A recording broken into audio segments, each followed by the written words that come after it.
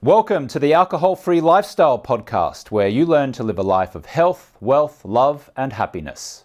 Did your parents cause your alcohol problems? We're going to find out in this episode. I am James Swanwick. Welcome to the show. I'm walking through Midsummer Common in Cambridge in the United Kingdom on a Sunday afternoon. Thank you for coming on my afternoon walk with me here. So, if your parents drank, does that mean that you have alcohol problems? If your grandparents drank, does that mean that you have alcohol problems? Is there a alcoholic gene that is passed down through the family bloodline? If you are experiencing drinking problems, is it a direct result of this genetic line? Well, the answer is no, and the answer is not really. And the answer is sort of, all of those three combined into one. Let me explain.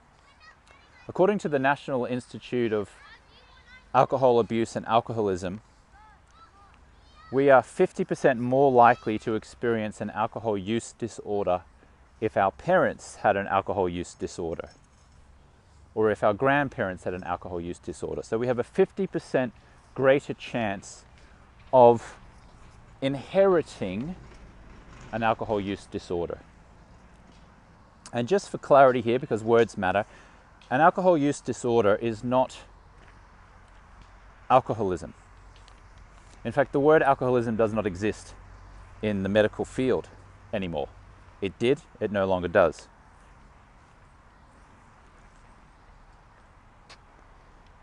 Are you surprised to hear that? I recorded an episode on this recently. You might like to scroll back through the podcast show titles to find that episode where I said the term alcoholic and alcoholism no longer exists. An alcohol use disorder is defined as an impaired ability to stop drinking despite its consequences. An impaired ability, not an inability, but an impaired ability. So, according to the National Institute of Alcohol Abuse and Alcoholism, we're 50% more likely to have an alcohol use disorder if our parents or grandparents did. However, that does not mean that we can change our genetic expression. We can change the behavior of our genes, thereby mitigating any risk of the alcohol use disorder, thereby completely changing our lives, where we no longer experience what is known as an alcohol use disorder, and now instead we experience what we describe at Alcohol-Free Lifestyle as an alcohol-free lifestyle.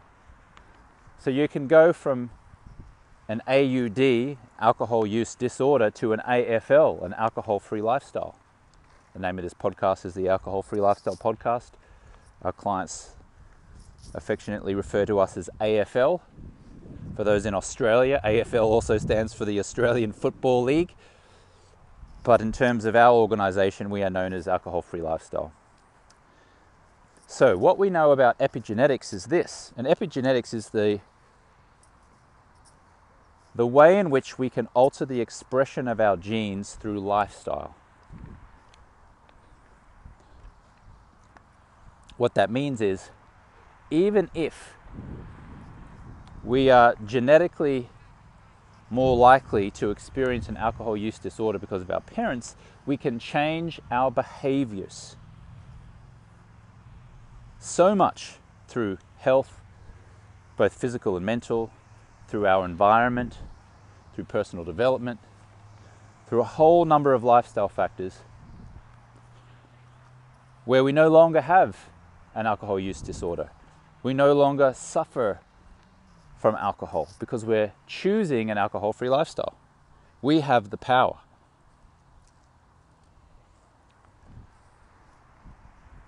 Now, I see many people in the world, I would submit, using the excuse of having a drunken father or an alcoholic mother, grandparents, as a reason why they can't stop drinking alcohol.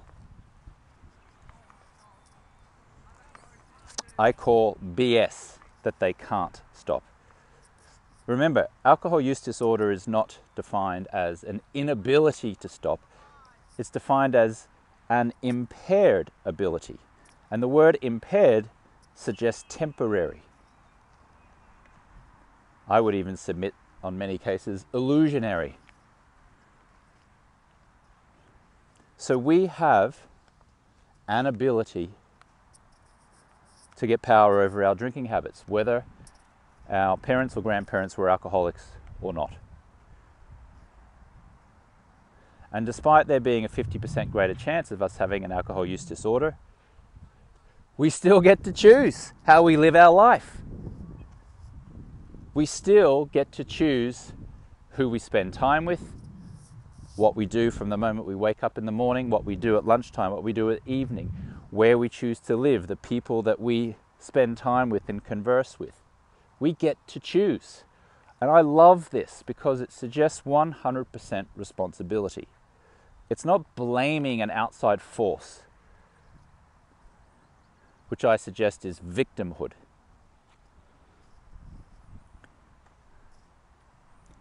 It's being 100% responsible for our life. So it may not be your fault that your mother or father had an alcohol use disorder and that you were born with, according to the NIAAA, a 50% increased chance of experiencing an alcohol use disorder. That may not be your fault from a genetic predisposition, but it is your responsibility to not have an alcohol use disorder.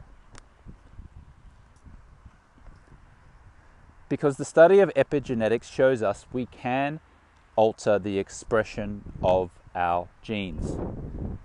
And we can alter the expression of our genes with choices, with lifestyle choices.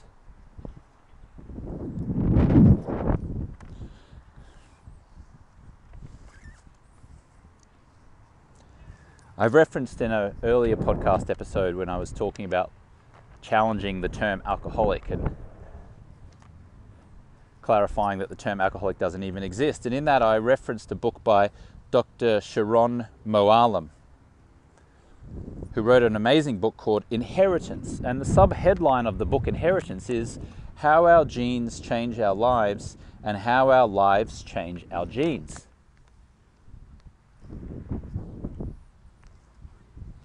I love that second part of the subheadline.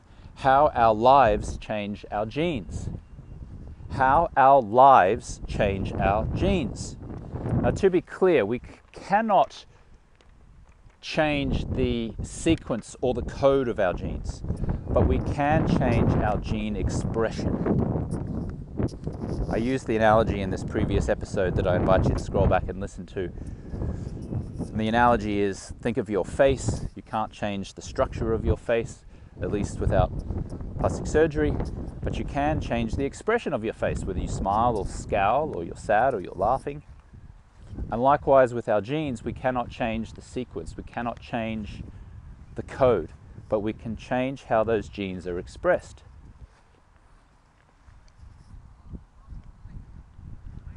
And the way we change the expression of our genes, and in this example, thereby preventing an alcohol use disorder, is to make healthy lifestyle choices. And that includes the most important thing in my view, which is your environment. We can choose our environment. We can choose our husband and our wife. We can choose our job. We can choose who we spend time with. We can choose whether we watch Fox News or CNN. We can choose whether we're on Facebook or Instagram. We can choose the news that we digest and the political commentators we listen to. We can choose all of this. And all of that is influencing our behaviors and our thoughts and our beliefs. We can choose to engage in toxic behavior with a wife or a husband or friends. We can choose to engage in gossip. We can choose to eat a packet of Doritos or have burgers and fries. We can choose to order fries deep fried in nasty vegetable oils. Or we can choose to have potatoes cooked in beautiful, healthy olive oil.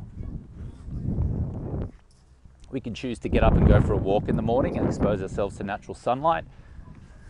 Or we can choose to wake up in the morning, pour ourselves a coffee, put some cream and sugar in it, have some carbon-laden foods like croissants and breads, drink sugary orange juice, which gives us a sugar spike and a glucose spike, which leads to a crash later on. We can choose to be irritable and snap at our wife or our husband or our kids. All of these are choices. And alcohol use disorder can be altered, can be changed, can be eliminated with lifestyle choices. We don't suffer from an incurable disease. And to be clear, alcohol use disorder is considered a disease, but it's not an incurable disease. If we look at the word disease, we break it into two words, dis, and then ease. If we remove the word dis, we have ease. And all health is just ease. And all unhealthy living is dis-ease. Words matter, language matters. You might feel like I'm being pedantic here or overemphasizing seemingly innocuous verbiage. I submit no. I submit words matter. Our whole life is words, our choice of words, our verbiage, the opinions that we tell ourselves about ourselves.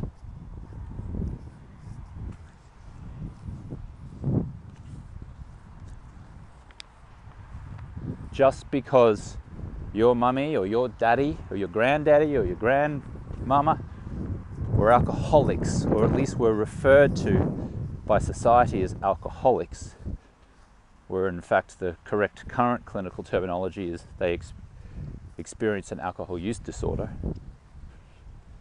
does not mean that you are therefore an alcoholic or have an alcohol use disorder. Just because they did doesn't mean that you have to.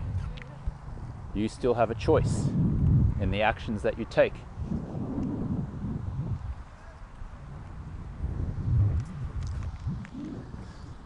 Some of those incredibly powerful actions that you can take if you are struggling with alcohol and you know you have an alcohol use disorder.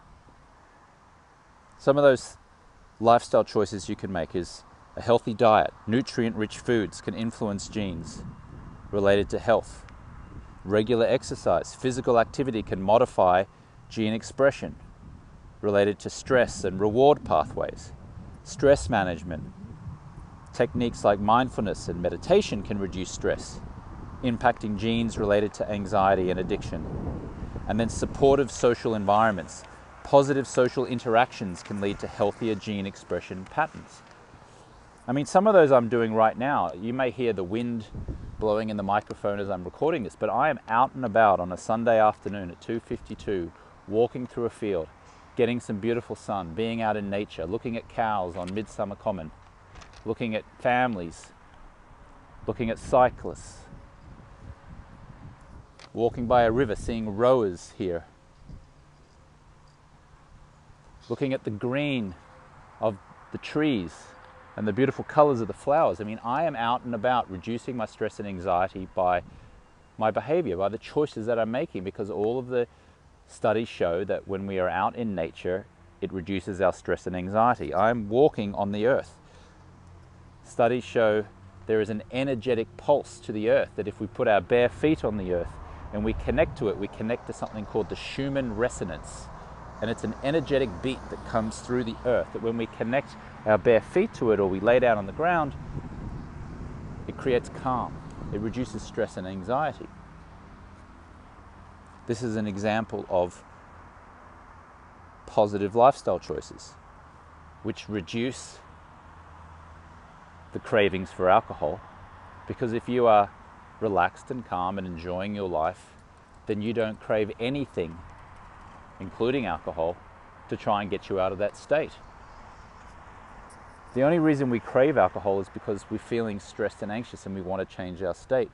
But when you're walking through a field and you're focusing on good health and nutrition and you have positive relationships and you have a positive outlook and mindset, we don't crave something to change that state because we already enjoy that state that we're in.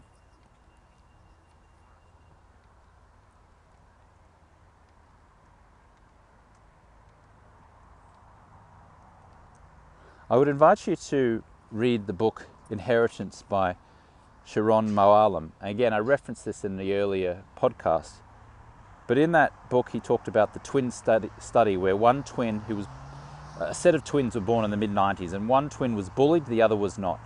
The bullied twin has gone on to experience more significant mental health problems later in life, has diabetes, is overweight.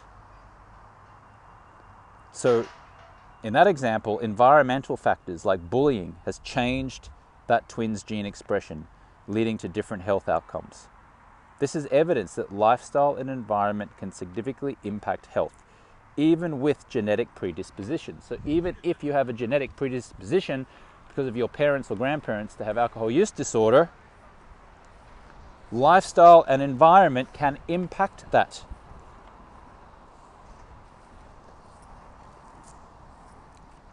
What are some actionable ways? We've gone over a few of them. I'll go over them again.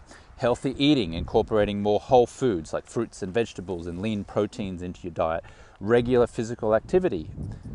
At least 30 minutes of moderate exercise most days of the week. I referenced that I'm walking through Midsummer Common here in Cambridge at the moment. I try to get at least 10,000 steps in a day. It's a little more than 5 miles of walking a day. That's my goal.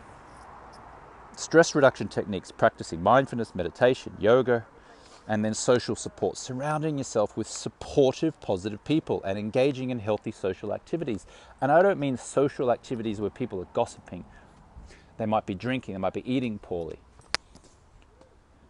I'm talking about healthy social activities. What we try to create in Project 90, which is our 90-day stop drinking process here at Alcohol Free Lifestyle, is positive talk. A group of like-minded people who are all stopping drinking together, who are all going through a scientifically proven process to stop drinking, who are all supportive of one another. Project 90 is a gossip-free zone. We outline our core values at the beginning of this process. We have clients who come to us. They're mostly in their 40s, 50s, and 60s, mostly business owners and executives who've been financially successful in life, but they're really stuck with drinking and it's causing marital strain. They've got high blood pressure, triglycerides, cholesterol, they're overweight, they're drifting. They know that they don't have much time left on the planet compared to what they've already got, and they want the second half or the final quarter of their life to be the best that it can be. And so we deliberately manufacture an environment of other like-minded people.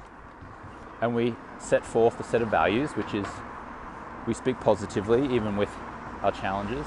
We focus on food, exercise, movement, nutrition. That's why we have coaches who are coaching conscious communication. How to respond versus react. Many of our clients come to us reacting to any little thing. They're reacting to politics, they're reacting to their wife or their husband, they're reacting to their kids. They're reacting. We teach them how to respond thoughtfully. I'm now walking outside of Midsummer Common into the street just to set the picture here. I'm now walking into a busier part of town, back towards where I'm based here in Cambridge for the summer, attending the University of Cambridge for a social psychology course that I'm doing. So to summarize all of this, genetic predispositions do not dictate destiny. Positive lifestyle choices can influence gene expression and improve health outcomes. And I encourage you to implement positive changes in your life. Now, some of you are going to go and do it by yourself, or at least you're going to attempt to do it by yourself, and I applaud you, please do. And for those who are over the age of 40, who might be a affluent or financially successful, or in other areas successful business owner or an executive, and you are wanting some additional support in a like-minded community, so you've got built-in camaraderie and accountability, because all the studies suggest that the chances of success increase exponentially when you are tackling a common goal in a group of like-minded people. Then I invite you to explore joining us in our Project 90 Stop Drinking process, the details of which you can find at alcoholfreelifestyle.com/project90.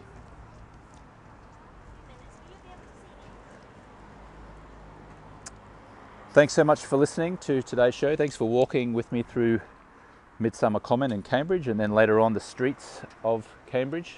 I hope this was helpful. I'm James Swanwick. I'll catch you on the next one.